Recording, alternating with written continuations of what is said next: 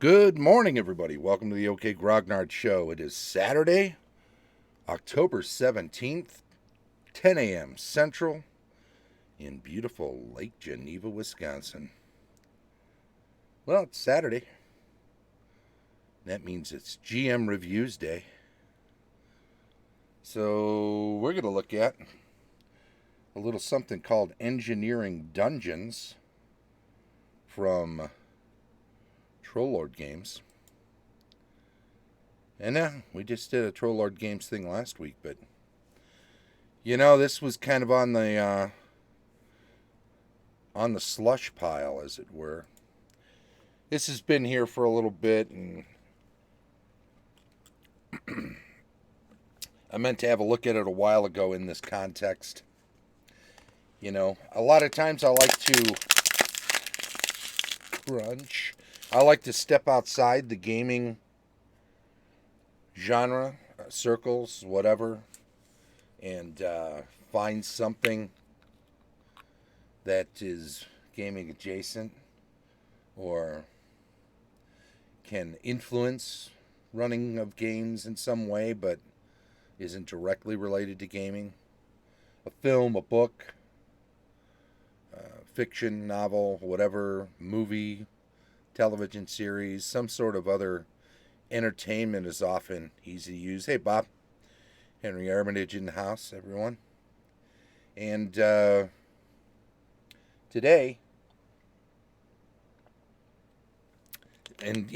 part of what GM Reviews is meant to do is to find things that'll be useful for game masters when they're gaming, and sometimes off the beaten track game books like Engineering Dungeons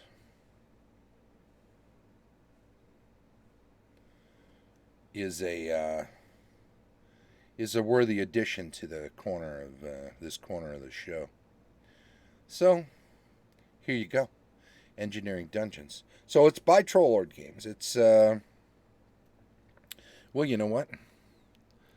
Let's go ahead and switch over to the look inside, because that's really where we'll learn things, right?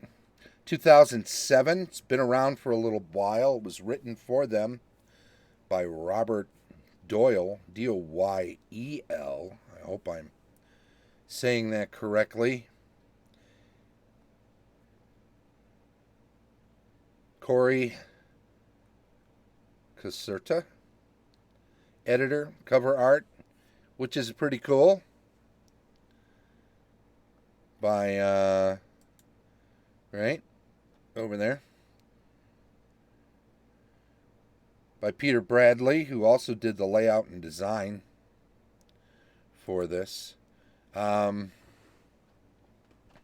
Interior art, Peter Bradley, Jason Walton, Sarah Walker, and the excellent Mark Allen. So there you go. Troll Lords, one of the better companies, if one of the best companies, when it comes to designation of open game content, product identity, very explicit, and proper use of the Section 15 of the OGL. I see so many newer companies, they don't even put their own work in the copyright area. Or some people will cut out the SRD.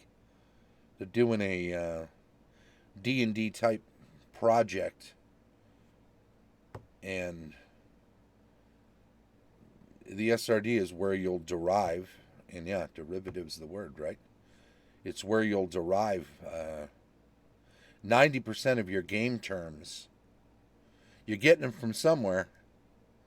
Just leave the SRD in there. It's part and parcel of doing business using the OGL. So spend some time, learn to use it. In the early days, Ryan had that excellent list server that we all used in the earliest 2000s. And by the way, Great Mountain Games, 20 years old this December. I should do something special. But back when we were all first using the OGL, Ryan made it pretty easy for people to interact and ask questions from one another, with the caveat that nobody, even if they were a lawyer, was actually giving legal advice, just guidance on how to use it. And at the end of the day, there was also this gentleman's agreement that if Wizards had somehow had some glaring error that nobody had seen until further down the road, nobody was going to hold their feet to the fire either. This was all an experiment at that point. Everybody was learning, and but at least everyone was trying to learn and trying to do it right. I think that a lot of people these days just copy and paste the OGL. I see some people that keep the the D20 system trademark license text in the thing, and that's been defunct since the end of third edition.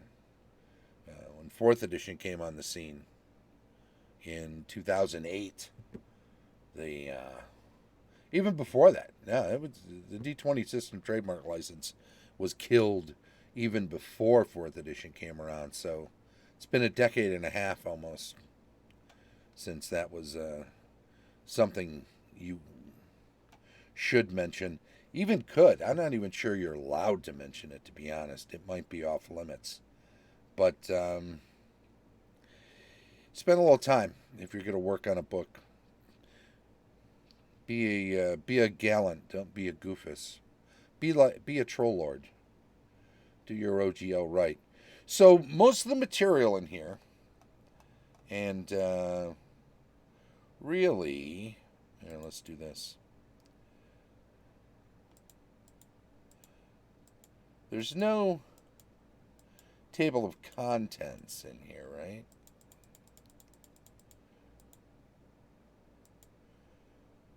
But it's a short book. It's, a 28 page book. And on the last page, you've got an example map to utilize if you want.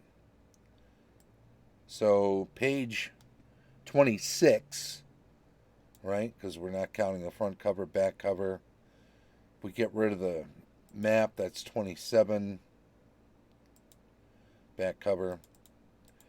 A lot of tables. We've got it's a random generation system, essentially, and we've gone over the rules in the first edition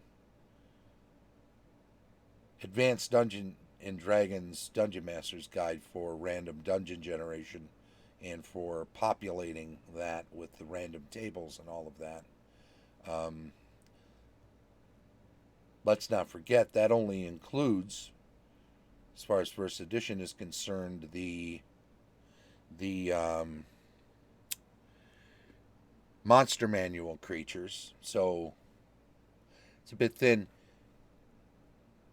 Castles and Crusades, by 2007, of course, you've got a ton of SRD monsters from third edition, which will include the third edition versions of almost all of the first edition creatures, plus selections from Fiend Folio and quite a few from second edition and from various dragon magazines over the years and various modules, adventures. Second edition, you've got all of the monsters that went into third edition available through the SRD, at least in name and form, if you will. Available to be used in all the tables, minus the notorious 7 creatures that were left out of the SRD for various reasons. But this essentially does what those DMG tables do. It's maybe a little better organized. So, dungeon basics, purpose. Why does the dungeon exist? It's got a table and it's got a paragraph explaining each, and of course subtables for some of them. Prisons, see table 1.1. So you've got different types of prisons, religious purposes, experiment. Some decent artwork in here, right? Builder, who created the dungeon. These are right up front. So unlike the DMG, which gets right into hallways and corridors and rooms and whatnot, and don't worry about the monsters or how this got here or any of that stuff, except in a sort of a you decide way. Obviously, if you're going to create a dungeon, you've decided up front where it is, why it is, probably. Maybe who, maybe not. Maybe only in a nebulous, a mad wizard, which, was all the rage for a while, right? But we've got, who are the builders?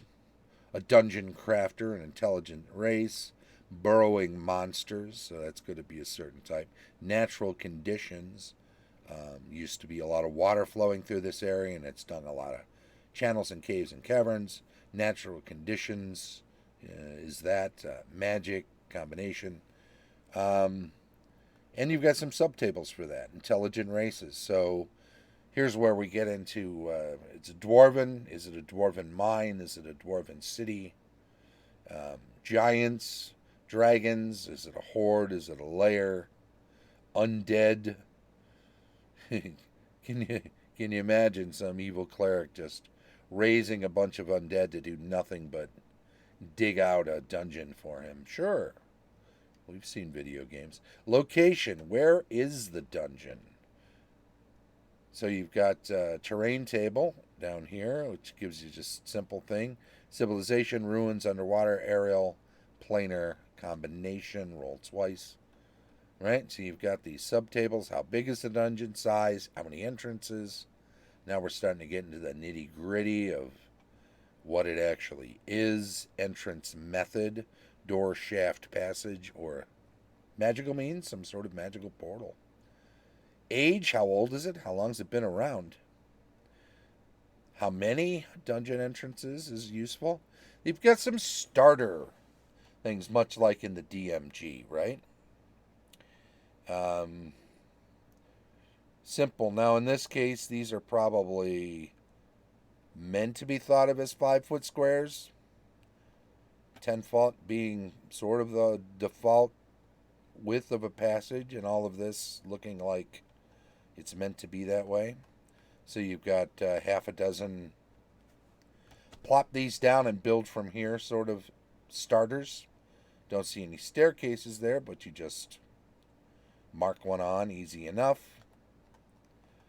We've got passages, so these are random passages. You can just add on and examples of them, right?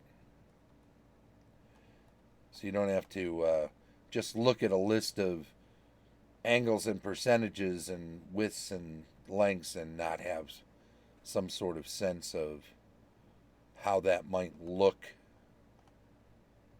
Because some people are visual artists, right? I mean, creatively, visually inclined. So this is a very useful little set of graphics here. Rooms and chambers. Here we start getting into polygons. How many features like doors, trapdoors, treasures, traps, monsters. What sort of doors? Secret, locked, one-way, trapped. Difficulty of locks. Here we get into some of the CR stuff that 3.5 and 3.0 and Castles and Crusades is known for. Messing with my thing. Hey, Major Victory, what's up? What is this? Fortnite? I don't personally play Fortnite. I know plenty of people who do. This is all about engineering dungeons, a Castles and Crusade book that we're looking at in regard to how useful it would be for a game master to utilize if they're running a game. And we're going over all of this inside here because of how useful it can be and because of its obvious influence of the random dungeon tables and for generating random dungeons and for populating them that are in the appendices of the first edition Dungeons and Dragons DMG, Dungeon Master's Guide, lethal traps, pit traps, so on and so forth. We're about halfway through this thing. We got treasures. Then we start getting into filling it up with monsters, right? So we've got different tables based on different climates and types of terrain. Hot deserts, cold deserts, Antarctica, whatnot. And as I was pointing out earlier, because of the fact that there's a lot more creatures available through the SRD, again, sans the IP7, the ones that they held back for trademark reasons or whatever, like the Beholder, Displacer Beast, the other ones. I can't remember off the top of my head. Aside from those, there's a ton more creatures that are available through the SRD than were available when the tables in the Dungeon Master's Guide were made. Now I know those tables were updated in first edition in the Monster Manual 2 to include all of the creatures from both Monster Manuals and the Fiend Folio, and also very nicely indexed. Monster Manual 2 has a lot going for it in first edition. But if you're doing a more modern game, this certainly clears out some of the chaff that over the years went by the wayside. Let's face it, quite a few of the... So, Free Wolf, how you doing? Really handy book. Oh, yeah, there you go.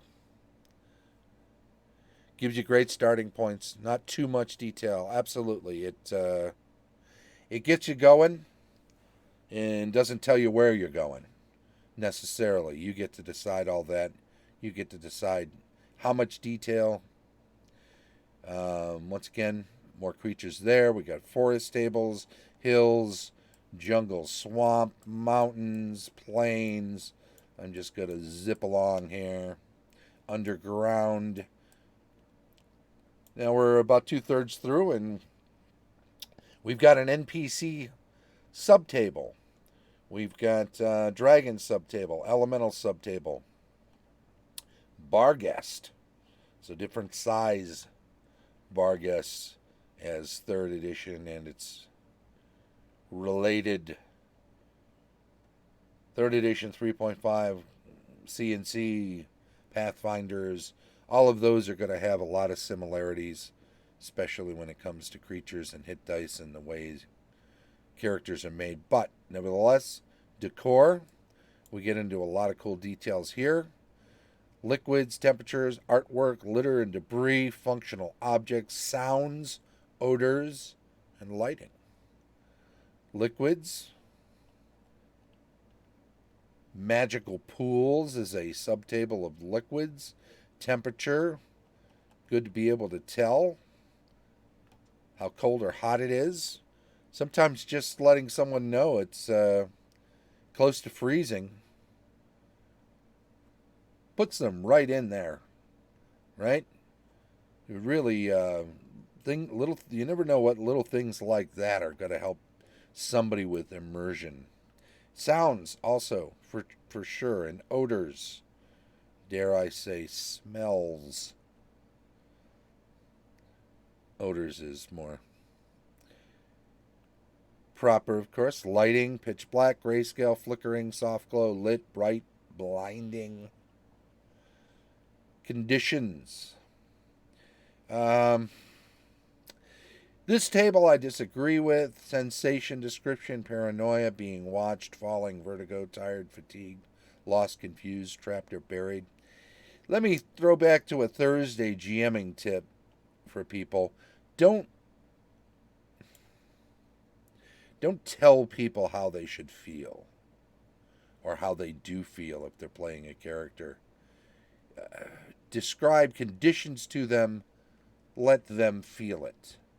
Right? It's an old writing canard that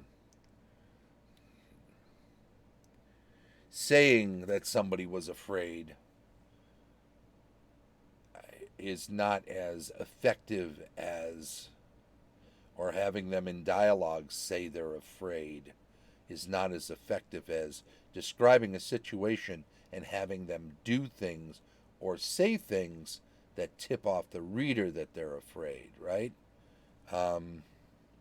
It's the show don't tell thing made manifest. So keep that in mind. A table like this, I personally would avoid it. Laboratories, there we go. Files, alchemical furnishings. Nice artwork there. That's a Bradley. Couple of squatting dwarves holding up the exterior. Wizard moving forward. A pool in front of the entrance. Make it a little difficult to get in. Torture chambers. Man, that's a lot of potential pieces. They spent a lot of time on this.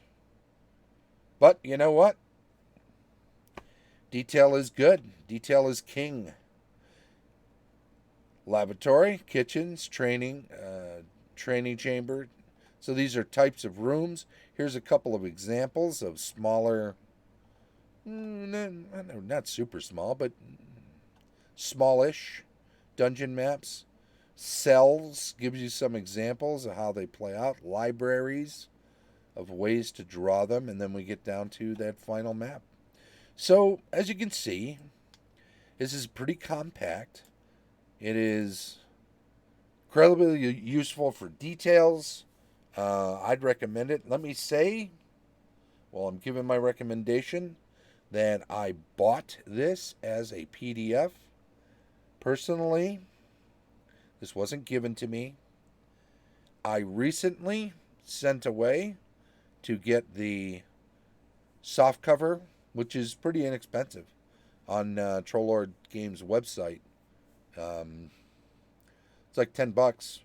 I got a $10 coupon from Trollords for helping with Autumn Revel, running games. I think just playing in them. I think they gave them to everybody, the $10 off coupon. And I used it to get a hard copy of this, but I already own the PDF, which is what I mainly use anyway because I'm kind of a digital person at heart.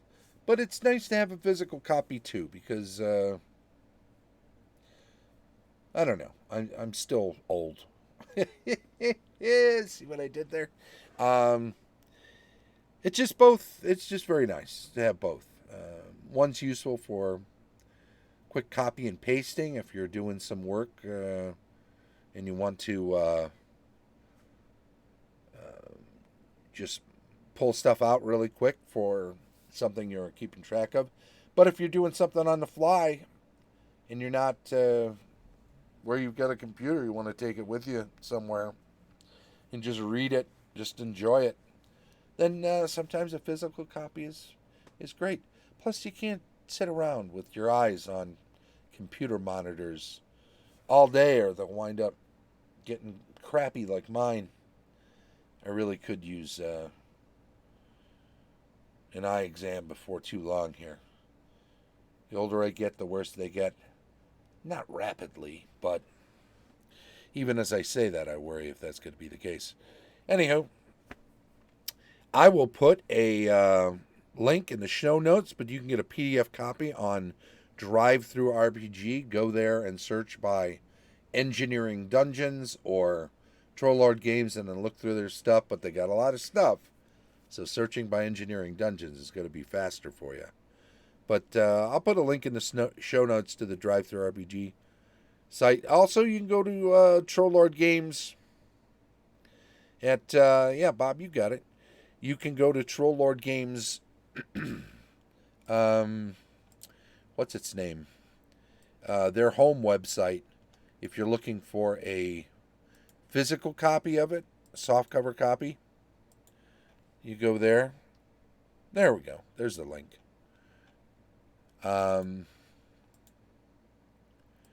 Either way, it's all good.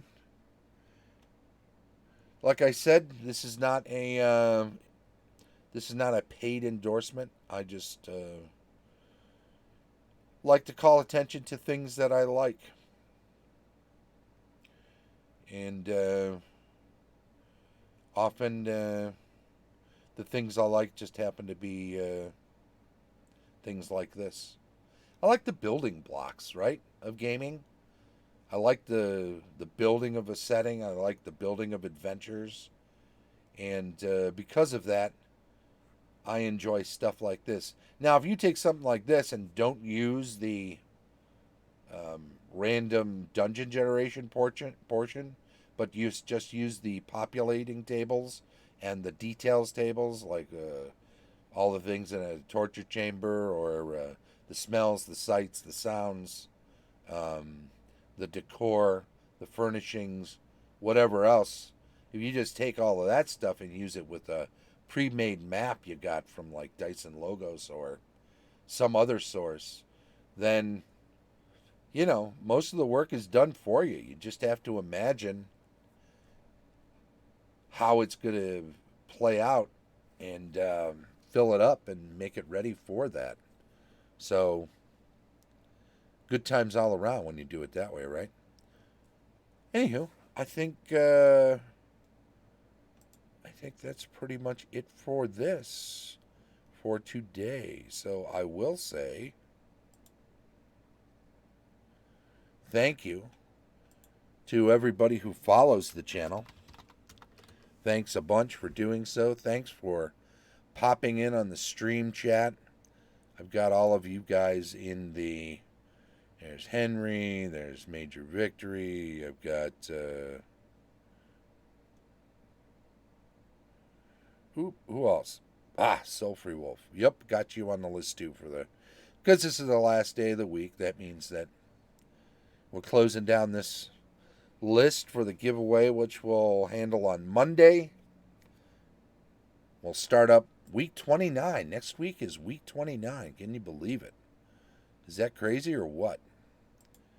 That is amazing. This is show 219.